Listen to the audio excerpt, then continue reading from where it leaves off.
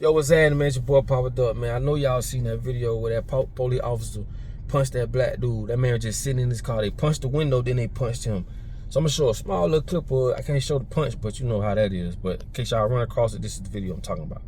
Can you call your supervisor? Huh? Can you call your supervisor? All right, go for it. Exit the vehicle now. All right.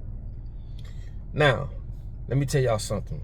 Why is it that every time a black man is harassed or mistreated by a white officer, the first thing they do is stick another nigga in front of the microphones and cameras? Sucker punching the guy in the jaw. First of all, let me stop you. Not a sucker punch. I'm not excusing that administratively. I'm gonna say that to you one more time. I'm not excusing that administratively. There are things that we definitely need to look at, but the context of this video should tell you everything you need to know. Again, I understand breaking the window, but they charged him with resisting arrest without violence. So I saw a lot of violence. I think the public saw a lot of violence against somebody that was not violent. Well, first of all, Eric, don't try to talk the public into what they saw. They just saw the same videos you saw. So what we're doing, what I'm saying is that it is what it is. This is the information that I wanted to share with the public in context without a short clip. This is done by design. This is what we call psychological warfare, people. Even the fucking speech is handcrafted by what we call think tanks. So they sit down, they craft out a speech so that he can regurgitate that across everybody and through the news. What I told y'all the news stood for. The news stood for North, East, West, South. And they control that narrative. I told y'all this is why they want to control all medias, radio stations, TV stations, social media. They want to be the one to tell the lie and promote the propaganda. We can't. All we can do is listen. All right? And it's crazy because you got niggas like this that are sitting in front of these people, black people at that, and disown his own people. But this is a psychological thing. Okay? Also, they got a thing called qualified immunity. What that does is it protects officers like this that mistreats people, right? That makes all these crazy ass decisions, even though they are trained officers, and it protects them from being sued. So they could go home, barbecue with their family for a whole month and still get paid off our tax dollars. Shit don't make no sense. I keep telling y'all, it's deeper than what you think. And I don't understand how this aggressive ass so-called black officer will sit up here, which he's supposed to be a sheriff, and would sit and he would defend what we all saw. You out your rabbit ass mind, but this is what happens when you allow another group of people to control your society. You understand me? All this is done strategically, bro. And I tell you, when you don't own nothing, you don't control nothing. We don't own TV stations. You see what happened to Bill Cosby when he tried to buy it twice, tried to buy CBS twice. First time they killed his son. Second time they brought some old motherfuckers 40, 50 years ago saying what he did to them. Bitch, I can't remember what I did 40 days ago. But this is what they do. Y'all think that Diddy went to jail because of some freak off and baby oil and all that boy? No, nigga. He was trying to create a black political party. Go look at the interview he did with Charlemagne. This is why they did that. That's why I say those who know can look past all that BS. You feel what I'm saying? Because they do this to everybody black. You understand me? Now, how you personally feel about Diddy, I understand that. But I'm telling you, Diddy was trying to create a black party. What that would have done is, it would have helped us in situations like this. When your son, your nephew, your wife, husband, whatever would have had a situation like this, we would have had a black party to defend us and speak up against, speak up for us. A slew of lawyers, right? A slew of influence, right? Because like I'm trying to explain to y'all, bro, they don't want that. And I know a lot of people, I know this can't go over your head, but what I'm trying to explain to you is this is America. You feel me? They strategically put black people in high positions, judges and lawyers and this and that. But like I say, we still are powerless. It's just the illusion that times has changed. Ain't shit changed. Why do you think the KKK wore them things over their head? Because them motherfuckers was lawyers and doctors and judges, and they just ain't want you to see who they were. Ain't nothing changed. They just made it where they don't have to hide their face no more. You must understand, dog, this shit goes way deeper than the average person could motherfucking understand. And that man shot up the, I mean, defended that motherfucking flawed ass department. And we all saw the man just stood there. I understand if he was reaching or he was, you know, that man punched that man window out and then sucker punched him. See, this is why I say we as black people, we need to start speaking out. Fuck marching. Not just speaking out. This should be a real democracy. Meaning, the people should decide what happens to people like that mistreats the law. And this is why they do this.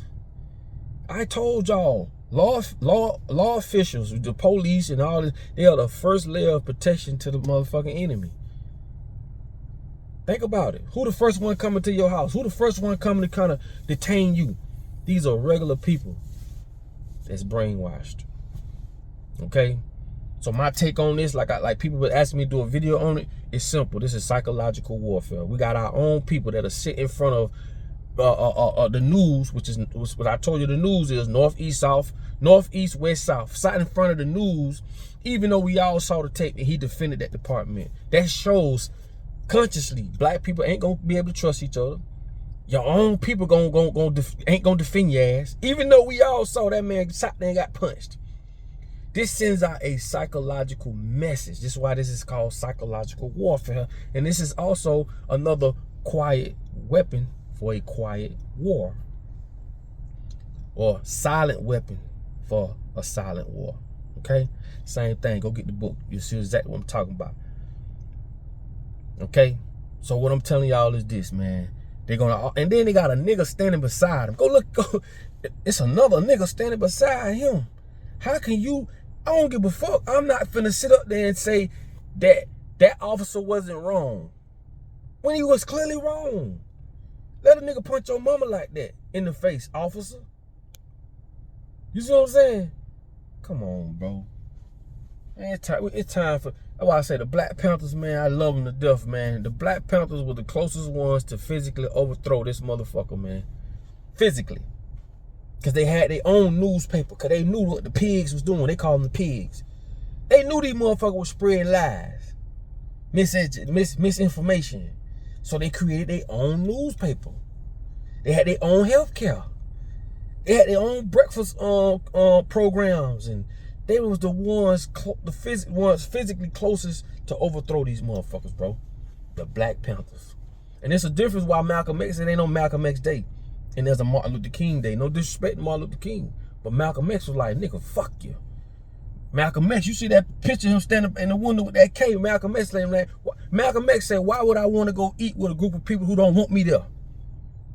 Malcolm X went with that shit, and this is why we don't have a Malcolm X Day. This is why you don't have Malcolm X streets plastered all over like Malcolm X. Let me say like Martin Luther King. Two different things, right? And another thing is this, and I'm gonna let y'all go. Someone got offended when I said we as men can't call ourselves men because we're living on another man's ideology, which is true, right? We go to their jails. We go to their courts. We do what they say do. They write us tickets. We don't write them tickets. We living in their world, bro. They created all this bullshit as far as like how we should live and shouldn't live. And another reason is this. We shouldn't wait for them to declare a national holiday for us. If we want to have a Malcolm X motherfucking day, we should do that on our own. Whatever we want to do, let's do like they do. The Jewish people don't wait for us. Everybody don't know. Nobody wait for us. We wait for them. And a motherfucker might not want to hear that, but it's the truth. It's the truth. And the first thing, well, we can't stick together. We can't get it. The reason why we can't stick together is because we're letting people tell our story and show that we can't stick together. And they do this shit through the Tyler Perry movies, no disrespect to Tyler Perry. They do this through all the shit you see on TV. They do this through the music, the millions of dollars they put behind the music. This is why I didn't look at the 50 years of hip hop. You got 50 years of hip hop. All them niggas on the stage done made billions of dollars consolidated. We ain't got not one radio station, not one real record company. Everything we do is by what another motherfucking man say. So how is we not living in another man's ideology? We can't call ourselves men until we understand that. People say, oh, it took you 10 years to make it. It only took 10 years because we don't own shit. We have to dance by their music, bro. They can't live without us. It's only two type of people: is buyers and sellers. If they selling all the shit, well, who gonna buy it if we don't buy it? This is why we are put in these. I've told y'all, bro, we are being attacked in so many fucking ways. Y'all don't have a clue, man. I can't sit and tell y'all all this shit in 12 minutes, bro. We not like this for nothing. Just know that. Well, I gotta go. I just got a phone call, man. I just want to drop that on y'all, man. No disrespect to nobody, but y'all know I'm calling like it is, man. Okay? I love everybody. I love y'all. And like I say, man, in order for you to be found, you must first be lost, man. Peace.